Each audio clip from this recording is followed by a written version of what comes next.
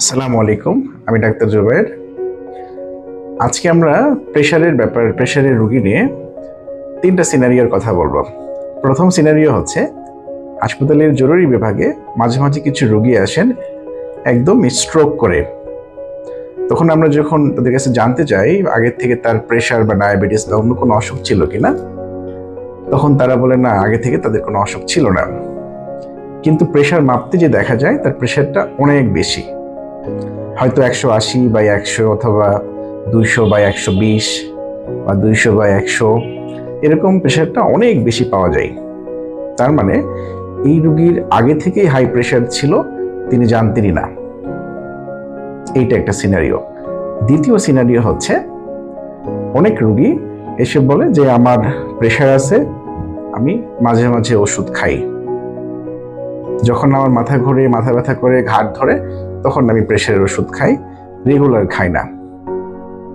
তৃতীয় সিনারিও হচ্ছে একজন রোগী হঠাৎ করে একটু ঘাড় ব্যথা করলো, মাথা ব্যথা করলো, তিনি যে কোনো জায়গায় প্রেশার মাপালেন, সেখানে তার প্রেশার পাওয়া গেল একটু বেশি, স্বাভাবিকের চেয়ে একটু বেশি, হয়তো 150/85 বা 150/90। তখন সঙ্গে সঙ্গে তিনি প্রেশারের ওষুধে খেয়ে নিলেন। তাহলে এটা একটা সিনারিও। তাহলে আমি যে সিনারিওগুলোর কথা বললাম, প্রথম, দ্বিতীয় এবং তৃতীয়, তিনটা সিনারিও, কোনোটাই কিন্তু আসলে প্রেশারের সঠিক চিকিৎসা হয় নাই। তাহলে প্রথম সিনারিওতে যখন একটা রোগীর প্রেশার অনেক বেশি পাচ্ছি আমরা, তাহলে তার প্রেশারটা ঠিক মতো চেক করা হয় নাই। তাহলে এক্ষেত্রে পরামর্শ হচ্ছে আপনার প্রেশার ঠিক মতো ঠিক জায়গায় আপনার ডাক্তার দিয়ে চেক আপ করে নিতে হবে।